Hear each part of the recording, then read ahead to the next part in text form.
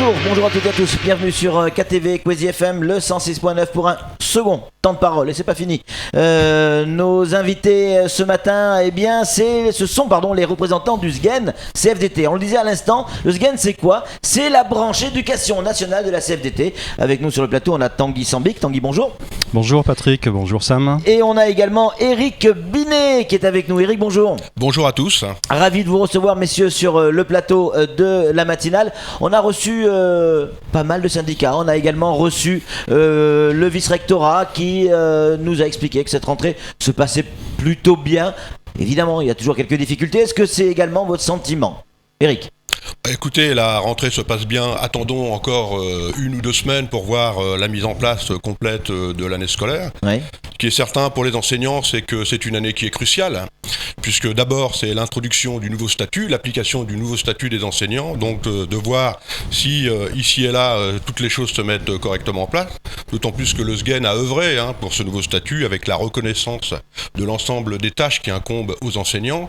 Maintenant, chacun sait que c'est pas seulement un face-à-face de 15 ou 18 heures en fonction du grade, c'est un travail devant des élèves, c'est un travail de préparation à la maison, c'est un travail d'évaluation, de correction, de réunion. Donc pour l'instant, tout se passe à peu près bien pour vous. Vous voulez attendre encore 1 semaine pour juger sur pièce. On est toujours dans certaines problématiques, oui. À savoir la surpopulation scolaire, ça, oui. c'est un fait. Dans les établissements, il y a encore l'arrivée de nouveaux élèves qui grossissent les effectifs précédents, et en même temps, le nombre de classes, certes, avance, mais reste insuffisant. Nous sommes passés en système REP, REP+, c'est-à-dire réseau éducation prioritaire. Donc, est-ce que les moyens sont là pour effectivement faire un REP efficace ? Nous posons la question de savoir si c'est possible dans des classes où on avoisine quand même les 30 élèves. La vraie grande rentrée, elle a eu lieu évidemment, mais il y a une autre rentrée qui se trame à l'horizon. Elle existe réellement, cette rentrée, quand il y a eu cette grande réunion de l'ensemble des enseignants avec un certain nombre d'intervenants, Tanguy. Et ça, c'est ce qui va se passer samedi. Vous attendez quoi de cette réunion ? Alors tout d'abord, on va rappeler le lieu de cette réunion, puisque à la différence des autres années qui se tenaient à Dembéni, au collège de Dembéni, ça a lieu à Msanga Beach. Donc le vice-rectorat a monté en gamme, puisqu'il nous propose un superbe site pour accueillir les nouveaux arrivants, en espérant que ça motivera les enseignants justement à découvrir Mayotte plus en profondeur. Ça fait un peu plus de vacances, hein ? Ça fait, oui, un peu centre de vacances, mais bon, il faut pas oublier justement que certains enseignants sont encore en congé administratif, et quand on parlait justement d'une rentrée qui s'étale un peu sur 1 à 2 semaines, on a justement donc une rentrée qui... on va dire, sera véritablement effective à partir du 8-10 septembre, puisqu'on aura la majorité des professeurs au sein des établissements scolaires, que ce soit en collège, lycée ou encore dans le premier degré. Ensemble, on va parler de l'actualité, évidemment, et notamment de cette une. Vous ne pouvez pas y échapper. Mais j'aimerais montrer cette image, Camille va nous la présenter. C'est une capture d'écran de votre site, parce que désormais, le SGEN a son site et on y trouve pas mal d'informations. Alors... Allez-y, Eric Tanguy. Alors oui, depuis cet été, nous avons donc créé un site internet, donc c'est le sgencfdtmayotte.com pour l'adresse à saisir sur les moteurs de recherche. Donc sur ce site, ce qui était à mon sens un outil de communication indispensable que nous ne disposions pas pour l'instant, puisque notre syndicat est tout jeune. Je vous rappelle, sa date de création, c'est en 2011, et depuis...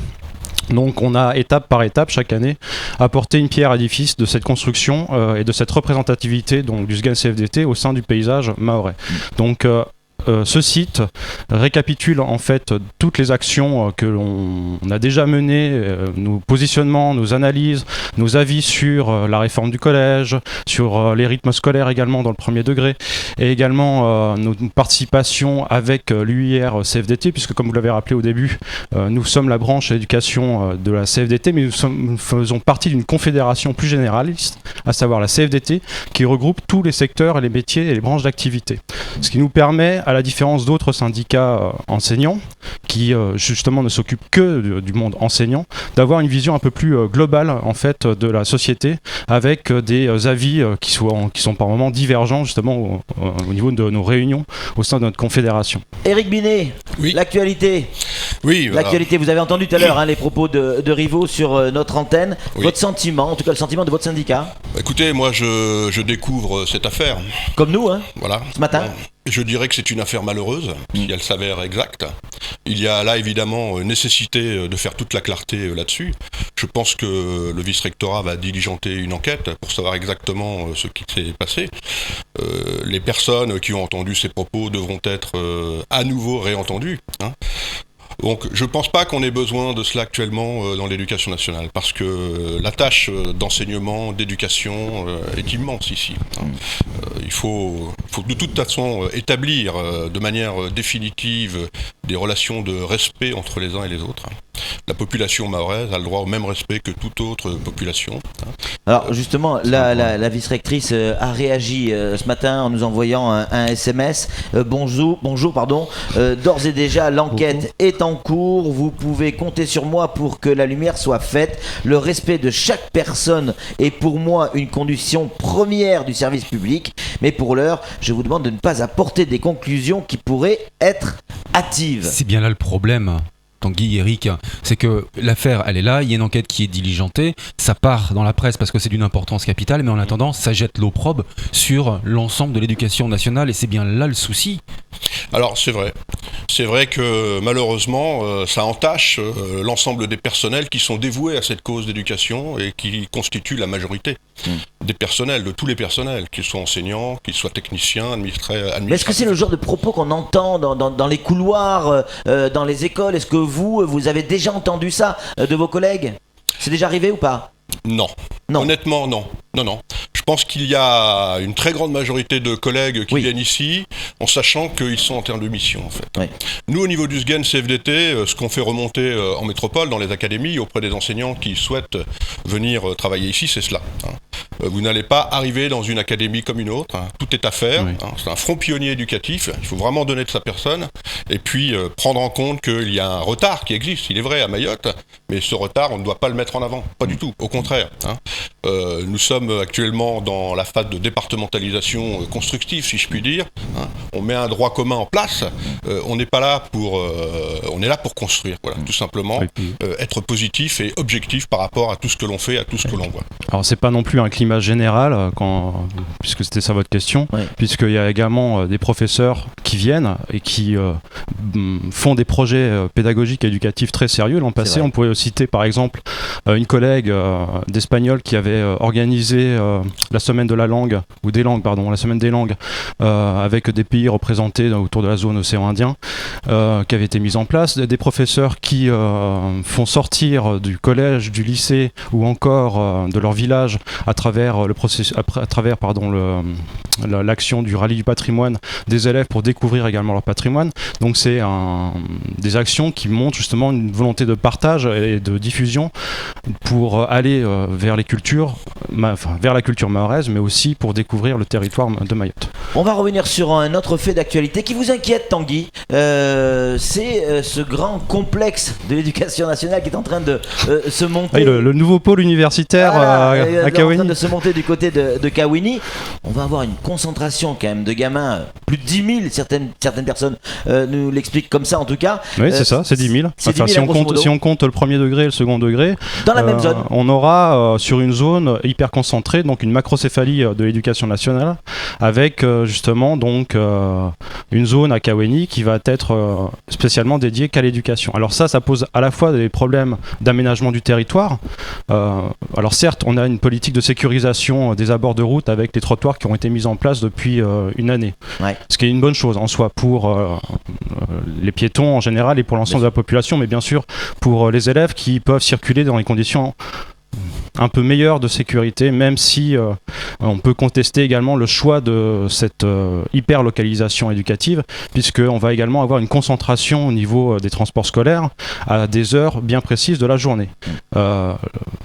Depuis un an, je me suis racheté une moto parce que j'en ai assez des embouteillages. Et ce matin encore, par exemple, on avait des embouteillages avant de venir sur le plateau, qui commençait juste à la sortie de Koungou, le nouveau quartier là, de la commune de Koungou, Monte-le-Gain ou Monte-le-Gun, enfin, ça dépend comment on le prend. Donc on avait un bouchon de 5 km jusque justement au niveau du rond-point de Jumbo et au-delà avec la circulation de Kaweni. Donc s'opposent à la fois des problèmes d'aménagement, mais aussi des problèmes de sécurité. L'an passé, il y a eu énormément donc, de problèmes de sécurité aux abords des établissements, qui ont poussé d'ailleurs certains collèges à entamer des programmes de sécurisation, on se croirait dans les kibbutz en Israël, puisqu'il y a des tentatives de barbelés ou alors de construction de murs. Bon, soit c'est un... Elle n'est pas trop d'accord, madame le vice-recteur. C'est une réponse à court terme, ouais. Et puis elle a raison sur le point, sur le fait qu'un mur, de toute façon, ça se détruit, on passe dessus, ça se contourne. Donc c'est une réponse sécuritaire à une demande précise des professeurs. Mais moi, ce que j'aimerais qu'il y ait davantage comme concertation avec à la fois les polices municipales, les élus ou encore la préfecture, c'est qu'il y ait justement une sécurisation mais physique, c'est-à-dire que l'on ait des policiers municipaux par exemple qui fassent des rondes ou une présence pour justement dissuader des éventuels problèmes de sécurité. Éric Binet, qu'est-ce que vous craignez de cette concentration de gamins, d'élèves au sein de Kaweni ? Kaweni, chacun le sait, c'est un territoire où les problèmes sont récurrents. Ouais. Problème de sécurité, on vient de le dire. Il y a aussi un certain nombre de quartiers d'habitat précaires qui sont très présents sur la zone. Les infrastructures, à l'évidence, sont déficientes. On vient de parler des trottoirs, mais il suffit de prendre la route d'accès pour aller au lycée pour bien se rendre compte que beaucoup de choses sont à faire. Des fois, on se demande comment les décideurs décident, si je puis dire. Ouais. On a déjà une concentration d'élèves avec de nombreux problèmes, on va en rajouter pour l'avenir. Voilà. Nous, au SGEN CFDT, on a une réflexion là-dessus. On regarde Mayotte, la société mahoraise. On se rappelle que dans les années 60, quand la population était 10 fois moins nombreuse ici, c'était une population de village. Il reste un esprit de village à Mayotte. Pourquoi on n'a pas, dès le départ, décidé de faire des établissements à dimension humaine, à dimension des villages ? 300, 400 élèves, grand maximum, avec une communauté scolaire qui se comprend, qui se connaît. On aurait des relations autres avec les élèves, autres avec les parents d'élèves. Je pense que on pourrait réussir bien mieux les missions qui nous incombent actuellement. Bon, là, de grossir encore les effectifs sur un territoire qui est déjà plein, ça ne va pas dans le bon sens. Samuel Bocher, le rédacteur en chef de France Maïd Matin, a une question à vous poser, ce sera la conclusion. Ouais, mon sentiment, Éric, Tanguy, c'est... Au SGEN, on vous sent très pragmatique par rapport aux problématiques de l'éducation nationale à Mayotte, mais pas que, de Mayotte en règle générale. Vous pensez humain, vous pensez avancée, décision, mais par contre, la plateforme revendicative commune aux différents syndicats de l'éducation nationale se tourne tous cette plateforme vers le 29 septembre. Vous en parlez pas. Pourtant, vous allez y participer. Est-ce que vous attendez quelque chose d'important ? Alors, le 29 septembre, c'est quoi ? Bon, c'est une date, effectivement... La fameuse clause de revoyure. Ouais, la deuxième étape de la clause de revoyure. Il y a déjà une réunion de préparation le 10 septembre avec les autres confédérations syndicales sur le sujet, sur la mise en ordre des priorités qui ont été faites par l'ensemble des syndicats. Bon, il y a eu des débats un peu houleux sur justement le choix des priorités. Disons qu'on a une voix qui est particulière dans cet ensemble du paysage syndical ici à Mayotte. Pour nous, notre priorité, c'est d'abord de s'occuper de ceux qui ont toujours été oubliés. Il s'agit essentiellement des fonctionnaires mahorais. Il va falloir qu'on réfléchisse vraiment et qu'on avance sur la recomposition des retraites de ces personnes-là, sur leur intégration dans les corps de fonctionnaires existants. La misère sociale, elle se situe ici pour nous. Oui, la priorité. Après, la priorité sur la clause de revoyure, de reparler d'une indexation à 54%. Pour notre part, on n'entre pas dans ce combat. Mais ce qui nous semble également aussi très très important, c'est la problématique de l'attractivité à Mayotte, à savoir comment faire en sorte que les personnes restent sur Mayotte, continuent leurs actions, pérennisent leurs actions ici, puisque nous sommes dans la construction, et comment faire venir des personnes de l'extérieur qui vont prendre la suite de ceux qui sont déjà là. Éric, Tanguy, merci d'être venu sur ce plateau. Merci à vous. Merci de nous d'avoir accepté notre invitation. C'est tout pour ce temps de parole. Tout de suite, la suite de nos programmes.